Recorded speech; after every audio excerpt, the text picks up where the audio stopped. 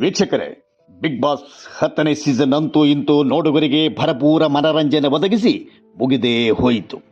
ಫಿನಾಲೆಯಲ್ಲಿ ಕೊನೆಯ 4 ಸ್ಪರ್ಧಿಗಳಲ್ಲಿ ಸಂಗೀತ, ವಿನಯ್, ಕಾರ್ತಿಕ್, ಪ್ರತಾಪ್ ಇದ್ದರು. ಕೊನೆಯಲ್ಲಿ ಕಾರ್ತಿಕ್ ವಿನ್ನರ್ ಆಗಿ ರನ್ನರ್ ಅಪ್ ಆಗಿ ಪ್ರತಾಪ್ ಗೆಲುವು ಸಾಧಿಸಿದರು. ವಿನಯ್, ಸಂಗೀತ ಗೆಲ್ಲಬೇಕಾಗಿತ್ತು ಎಂದು ಬಹುತೇಕ ಪ್ರೇಕ್ಷಕರ ನೋಡುಗರ ಅಭಿಪ್ರಾಯವಾಗಿತ್ತು. ಅದರಲ್ಲೂ ಪ್ರಾರಂಭದಿಂದ ಅಗ್ರೆಸಿವ್ ಆಟಗಾರ ಆಗಿ ವಿನಯ್, ಸಂಗೀತ ಕೊನೆಯ ಕಿಚ್ಚನ ಚಪ್ಪಾಳೆ ಗಳಿಸಿದರು. ನಿಜಕ್ಕೂ ವಿನಯ್ ಒಬ್ಬ ಅದ್ಭುತ ಆಟಗಾರ. ಆನೆ ನಡೆದಿದ್ದೇ ದಾರಿ ಎಂಬಂತೆ ನಾನು ಇರುವುದೇ ಹೀಗೆ, ಬದುಕುವುದೇ ಹೀಗೆ ಎಂದು ತೋರಿಸಿಕೊಟ್ಟು ಜನರ ಮೆಚ್ಚುಗೆಗೆ ಪಾತ್ರರಾದರು. ಅವರು ಅಪಾರವಾಗಿ ಪ್ರೀತಿಸುವ ಅವರ ಕುಟುಂಬ, ಅವರ ಹೆಂಡತಿ ಹಾಗೂ ಮಗ ಕೂಡ ಉತ್ತಮವಾಗಿ ಅವರ ಎಲ್ಲ ಕೆಲಸಗಳಲ್ಲಿ ಹಿಂದೆ ನಿಂತು ಬೆಂಬಲ ನೀಡಿದ್ದನ್ನು ಅವರು ಆಗಾಗ ಸಂದರ್ಶನದಲ್ಲಿ ಹೇಳಿಕೊಂಡಿದ್ದಾರೆ. ಇನ್ನು ವಿನಯ್ ಉತ್ತಮ ಅನುಕೂಲಸ್ಥ ಕುಟುಂಬದಲ್ಲಿ ಹುಟ್ಟಿ ಬೆಳೆದು ಬೆಂಗಳೂರು, ಮುಂಬಯಿಯಲ್ಲಿ ಕಳೆದವರು. ಕಾರಣಾಂತರದಿಂದ ವಿನಯರ ತಂದೆ ತಾಯಿ ಯಾವುದೋ ಜಗಳ, ಭಿನ್ನಾಭಿಪ್ರಾಯದಿಂದ ಡಿವೋರ್ಸ್ ಪಡೆದು ಅವರ ತಾಯಿ ತಂದೆ ಬೇರೆ ಬೇರೆ ಆದರು. ಅವರ ತಾಯಿ ಬೇರೆ ಮದುವೆ ಆದರು. ಇವರು ತಂದೆಯವರೊಂದಿಗೆ ಬೆಳೆದರು.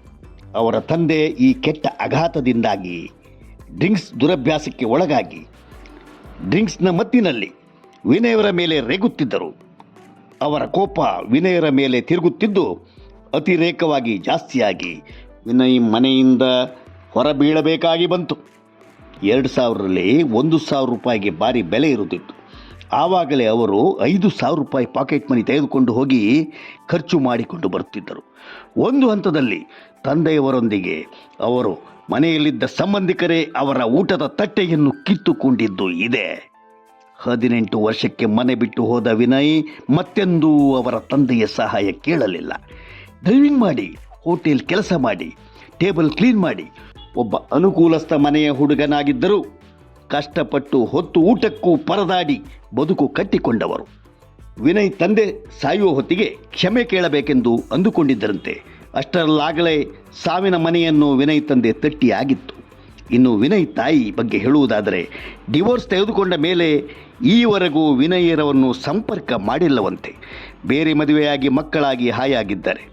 ವಿನಯ್ಗೆ ಅಂತ ಇರೋದು ತಂದೆ ತಾಯಿ ಎಲ್ಲ ಅವರಿಗೆ ಈಗ ಪ್ರೀತಿಯ ಹೆಂಡತಿ ಮಗ ಮಾತ್ರ. ಇದು ಅಗ್ರೆಸಿವ್ ಆಟಗಾರ ವಿನಯರ ಬದುಕಿನ ನೋವಿನ ಕತೆ. ಈಗ ವಿನಯ್ ಉತ್ತಮ ಹೆಸರು ಗಳಿಸಿದ್ದಾರೆ.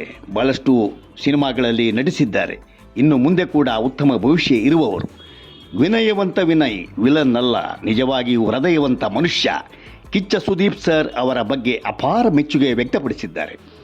ಅವರೇ ನಗುತ್ತಾ ಹೇಳುವಂತೆ, ನಾನು ಆನೆಯಾದರೆ ಇವರೆಲ್ಲ ಮಾವುತರು ಅಲ್ಲ, ನಿಜವಾದ ಮಾವುತ ಅಂದರೆ ಕಿಚ್ಚ ಸರ್. ಅವರೇ ದಾರಿ ತೋರಿಸುವ ದೇವರು, ಅವರೇ ಮಾವುತ ಎಂದು ಹೆಮ್ಮೆಯಿಂದ ಹೇಳಿಕೊಳ್ಳುತ್ತಾರೆ. ನಿಜವಾದ ಹೀರೋ ವಿನಯ್ಗೆ ನಮ್ಮ ಕಡೆಯಿಂದ ಆಲ್ ದಿ ಬೆಸ್ಟ್. ಇದು ಅನ್ಫಿಲ್ಟರ್ಡ್ ಯೂಟ್ಯೂಬ್ ಚಾನಲ್. ಇಂತಹ ಸ್ವಾರಸ್ಯಕರ ಸುದ್ದಿಗಳಿಗಾಗಿ ಅನ್ಫಿಲ್ಟರ್ಡ್ ಯೂಟ್ಯೂಬ್ ಚಾನಲ್ ಸಬ್ಸ್ಕ್ರೈಬ್ ಮಾಡಿ ಮಿತ್ರರೇ.